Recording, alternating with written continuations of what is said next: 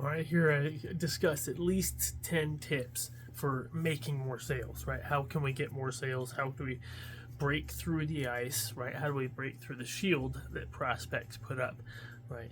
The first thing we got to do is, let them know who we are, right? We got to convey trust, right? We got to let them know who we are and why we're approaching them, right? Why we're reaching out to them, right?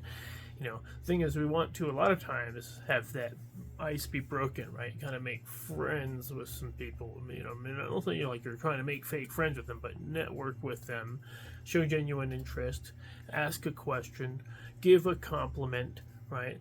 Tell them a little bit about yourself, right? Maybe they'll invite them to share something about themselves, right? But also being direct. Sometimes it pays to just go in and ask your question, your opening or closing question, if you will, to close on an opening, right? Maybe you're trying to set an appointment, right? Like trying to get a positive response to a proposal, a suggestion, right? An appointment, to visit your place of business, right? Maybe to visit your showroom, to visit your presentation office or something like that, right? So, the thing is, we want to get more people in front of our presentation because we really don't want to prejudge our prospects. That's another big thing right there that happens with a lot of people who will often lose sales because we prejudge our prospects. Why prejudge your prospect? A lot of times we can't prejudge our prospect. Don't get me wrong. In some businesses, some sales, yeah, sure. If you're calling, about an investment project or something like that, you might be asking people if they have a certain amount of liquid assets, if they did find a good investment project. Hypothetical closes to test, right? To test and find out where your prospect stands, what their qualification level is for what you're sharing with them, yes. But don't prejudge them too much, like you say. Don't assume that they are necessarily telling you the truth about their finances or the reasons why they may or may not be taking action on your offer, right? Don't assume that they're always telling you the truth. Oftentimes, an objection is fake. It's like a smoke screen, right? And we want to smoke out the real objection. Oftentimes, we can repeat their statements back to them to get them to expound upon an objection. Oftentimes, if it's fake, they will sidestep into perhaps potentially the real objection or to another fake objection, right? You have to kind of learn how to work around that. But, understanding that a lot of times objections aren't genuine and, we give them a little too much credibility. At the same time, recognizing a real authentic objection and how to overcome it, right? And sometimes we can kind of not necessarily create an objection, but isolate an objection to something that we can overcome, if that makes sense, right? If it was affordable, do you think you would have gotten involved with something like this? You would have gotten started with something like this? You would have took action on something like this? If such and such was affordable, do you think you would have used it if you had it? Right? Some subtle questions to get them in the mindset of maybe saying yes to getting it if the conditions were met. And what would the conditions, like you said, isolating an objection you might be able to overcome. Maybe it's affordability, something you can overcome. Or maybe it's a good enough deal factor. If there was enough of an incentive, would you take advantage of this offer today? If there was an extra, I can't guarantee anything, but I know we have a contest going on or some reason why you're able to potentially offer some extra incentive, right? Whatever it might be, some cash back or whatever, just depends on what your offer is. You're selling cars, maybe you can offer, extra couple tire changes for life or whatever it is, right? So it's just an extra thing that you can include. Say, hey, well, look, I don't know if I could maybe work something out where we can include the such and such and the such and such and the initial installment with such and such. Do you think we can go help you get started today? Oftentimes, also too, don't shoot all of your arrows at once, right? Maybe you have some things that you can do, but you don't necessarily start out with those things. You kind of start high, right? Say, hey, look, this thing's $45,000 cash. Kind of go in a little blunt with it. Maybe you kind of do use some hard language, if you will. There's a down payment of cash and $4,500. You need at least $5,000 down or whatever it is. Maybe start high. Start that's what you're expecting. That's the expectation. And a lot of times they're going to object because many times it's out of their reach, or it's just way like, why are you talking about $5,000 down? Right? I thought I can get started for only $500 down or something like this if I need to, or whatever it is. Maybe they're asking you about a car, or maybe it's they're buying a home, a property, and they're thinking they only need 10,000 down, and you're really asking for 25,000 down, right? And then also the benefit to that too as well is that if you are financing a product or service, that if you're asking for more down and you get more down payment, you're going to be having lower terms, which is more appealing to the buyer in that respect, right? They want to get things paid off a lot of times, right? So, and a lot of times they're considering, putting a low down payment, or really maybe they should be putting a higher down payment, a little more skin in the game, but also to give them a more affordability overall when they're making their payments. And, I think a lot of people, they get into these easy loans that they've had for like homes and cars for years. The lending has been pretty lenient, and the people might have a low down payment or something. They don't have much skin in the game, and their payment is so high at some point in the near future, and they decide to back out of it, right? But if they had 25,000 down, on their home or whatever, they're probably going to do whatever they can to make sure they make that payment. And the payment will be easier to make because they put more down, maybe a little bit easier. Not like a big difference, but, a little something, maybe. That's just an example of not shooting all your arrows at once, right? And, also, starting high, right? So you can have more arrows to fire, right? Maybe they can't handle that whole cash amount or the large down payment or whatever, then you still have plenty of room to play, if that makes sense. You can always go down, but it's not so easy to just go back up, right? So start out with high down payments. Start just asking for only cash, even when you think it sounds like there's just no way it's going to be likely. You'd be surprised. Sometimes, a customer can seem like you'd be thinking, oh, this person got low income, they only make $40,000 a year, and they got a kid, and whatever reasons that we're thinking that they just don't really have that much money, but maybe they do have $10,000 in the bank. You don't know that they don't, right? Maybe they just showed you their job income, and there's some other income that they're not necessarily putting down for whatever reasons, or they forgot about, or maybe they have assets, maybe they have an inheritance. Who knows, right? Don't assume too much, right? I've been in direct selling situations where I'll be like in a mobile home, in a home, a direct selling situation, and the people have the cash for up to a couple $1,000s or more, or an older home that I'm talking about doing in insulation or some kind of home improvement or cleanup or something, but they often have the money, especially, homeowners probably in many cases have some equity and some cash ready for, they need to do repairs, stuff like that. They know they need to have at least $5,000 aside, in many cases. So don't underestimate your prospect's ability to pay, right? Now, I'm not saying to rip people off. I'm saying, just to say, understand, hey, look, don't make it so easy on your prospect every time. It oftentimes doesn't work out great for them either, right? You want to make a real, genuine sale. Ideally, people are paying cash for what they purchase, right? Obviously, we're talking about bigger purchases, maybe. So, but this is just a couple of ideas. Like I say, don't fire all your arrows at once. Leave yourself a good amount of cushion and pad. Use hypothetical closes, right? A lot of hypothetical closes, if I did, would you, right? Or if there was any way I could do such and such, would you have such and such? Or would I be able to welcome you to the such and such family, right? So use third party, right? Use it to take the weight off of yourself. Say, look, I have a manager, I have a partner, or somebody's much more of an expert, or, my boss, even, you might say. It depends on the language. You have to kind of understand the art of when to say certain words or not say certain words a certain way to, keep the best environment in terms of how they're likely to respond, right? See, I might say, well, my boss told me I had to do a couple of these presentations today. So, as if you're just totally taking the weight off of yourself. Your manager is the one that's making you do such and such thing, or is the one that's offering such and such offer, or the one you'd have to ask to be able to do such and such offer, right?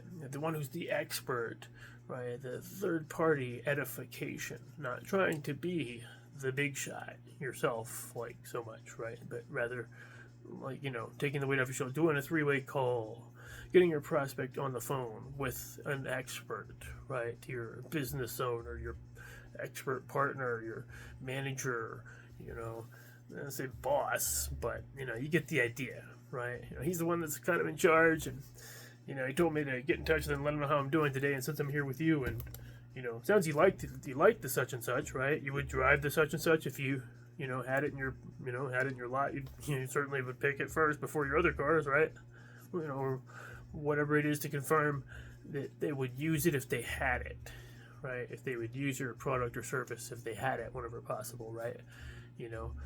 So these are just a few concepts here. Like I say, third-party edification is a big deal, right? Because it can take the weight off of your own shoulders, right? So third-party edification, follow-up is important. Maybe in many cases, maybe you're selling insurance or something like that, right? They're not making necessarily a decision the first call in many cases. And ideally, you can get them to make a decision on a first call or a one-call close, but you got to ask yourself: are they witnessing a presentation that's reasonably like they could make a decision afterwards? Right? Are they watching a complete presentation? That's a question. If they're watching a complete presentation and are listening to a complete presentation, then we reasonably have an opportunity to close, right? But if they don't, it's kind of hard to ask for someone to get started with something that they haven't really witnessed or understand or demoed or been presented, if that makes sense. We haven't had enough complete presentations.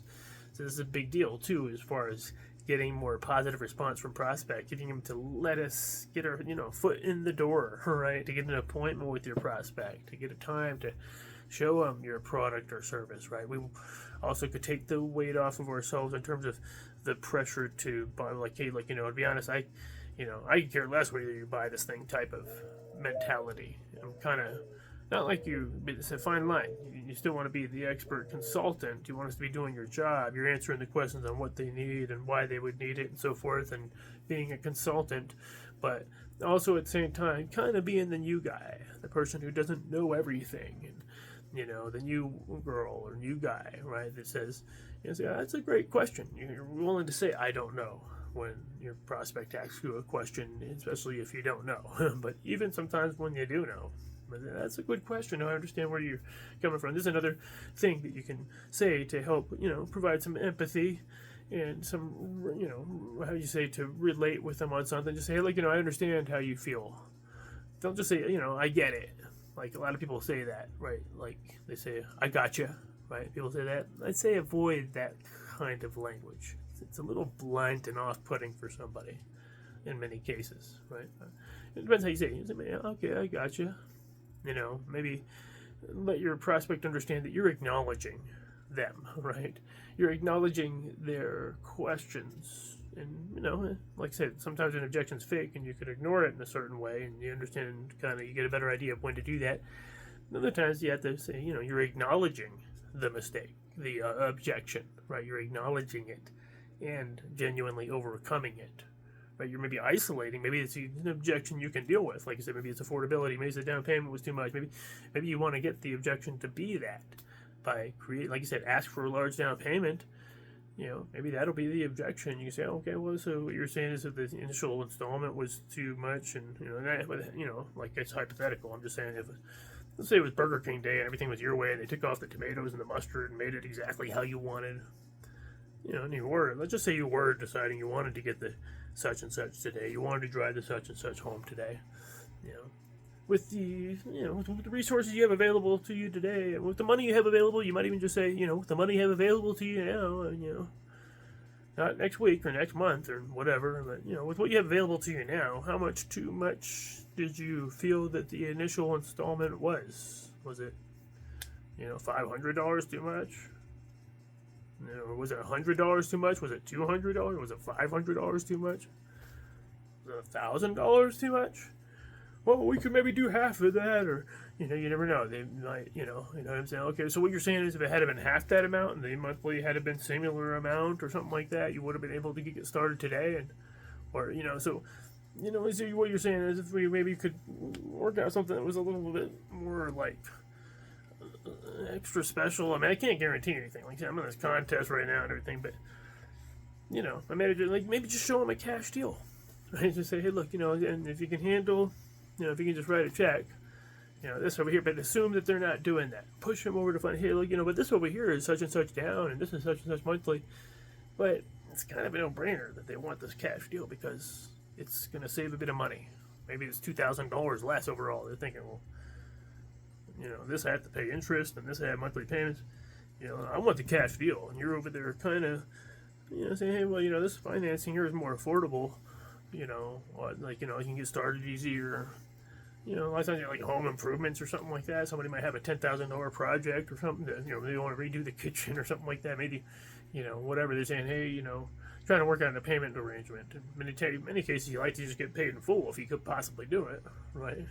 So you offer some, you don't necessarily act like you're pushing the cash deal, though. You're pushing the finance deal, maybe, right? You're saying, hey, look, this over here is easy to get started. It's only 500 down, such a. But overall, they can see, well, wait, this is going to come out to 24,000. This one's going to come out to 18,000 or 21,000 or something like that. Wait, I want to do the cash deal. Wait, I want to do cash. How do I pay cash? Can I do that? But that's what you want. Maybe ideally you want to get your prospect in situation of, right? They're telling you they're ready to get started with whatever you're talking about, right? So that's just a little contrast there. It's like you said, creating contrast too is a big deal as well. Creating contrast and finding out where their wall of resistance is at right now, right? Maybe telling them that this car is very expensive. Oh, this one here is like the price on this one. Kind of saying, well, how much is it? And, then you get to the point. You say, oh, this one here is 33,000 or whatever it is, and you get the price. Maybe you got it built up in their mind that you're going to be asking for 50,000 or something like that, or that this model goes for 38,000, but it's really only 32,000, and they're saying, you know what? We could do that, right? So that's just another idea to create contrast, right? So build value, right? Use words that create contrast, right? So anyway, these are just a few tips. Like I said, let me know if you get anything out of this. Maybe you see some of these ideas you can apply to your business, your sales, or selling. Maybe you direct selling. Maybe you're in the home selling. Maybe you got working in a car lot or something like that, or a showroom, or timeshare, real estate or something like that. And you're looking for different ways to ask for the order, right? You're looking for different ways to get your prospect to sign on the dotted line, if you will, right? So there's just a few little extra pathways, right? Alternative choice, right? Assumptive closing, right? Where would you like to have the such and such delivered? Or, what address would you like to have on your account? And, just assuming and then writing up your order, right? That's another subtle thing you can try with, a lot of situations, right? Many times you ask these hypothetical yes questions and say, if such and such was affordable, would you got one today? Well, maybe. Right, then you kind of, you have a little more leeway to do an assumptive close. Okay, so we go ahead and set it up here. We're just, the such and such would be down, blah, blah, blah, blah, and the monthly over here, and then such, and, and if I can get my boss to approve, could we welcome you to the such and such family today? Right? Maybe that's an appeal or a way to approach. Right? Maybe get some commitment before you give a total answer to something. Say, hey, look, well, I don't know. I mean, if there's any way I could get something, maybe it was like you wanted to pay cash. Well, I don't want to pay any finance charge. Okay, well, this is what we normally do. Act like, and then I say, well, if there's any way I can work on something that was, I don't know. I can't guarantee nothing. Act like you are going to get a special deal, right? So that way you can, you're pooling for them, right? You're going to the boss. You're going to, you're asking for a special favor, kind of thing, right? And they'll feel like, okay, yeah, I'm getting a more unique deal, maybe, right? So that's just a couple of ideas. Same time, deliver on the promise, right? Over promise or under promise and over deliver, right? It's kind of like goes in the concept of telling your prospect that this one here is really expensive, or that, hey, that one there, I don't know, that might, don't insult them like it's think they can't afford it or something per se. Just maybe more like I don't know if you feel like you want to foot that. That one's kind of higher ticket a little bit. It's 45,000 or whatever it is, or whatever the right now cars are getting up to like 75,000, 100,000 for a standard new like Suburban and stuff. So, but you get the idea, right? Maybe you're give them a little shock value. It's kind of like you said, under promising and over delivering. And when they find out it's actually $3,000 less, or you work out the numbers and it turns out to be a little less than the expectation you gave them, then it's going, okay, right? A little more possibility of getting a yes, maybe. So anyway, these are just a few tips. Let me know if any of this, maybe you feel like this could apply to something you're doing, or any extra little tips you want to add in that come from experience, ideally. And maybe, if you like this video, I certainly appreciate a like or subscribe if you feel like there's any other videos I might make or talk about anything else that you feel like is of interest. And at the end of this video, you might even see another video or so. Maybe check them out if you see one on the left or the right. If it looks interesting, by all means, I encourage you to watch. But in the meantime, I want to thank you for watching this video. And in the meantime, we'll see you in the next video. Maybe. Bye-bye.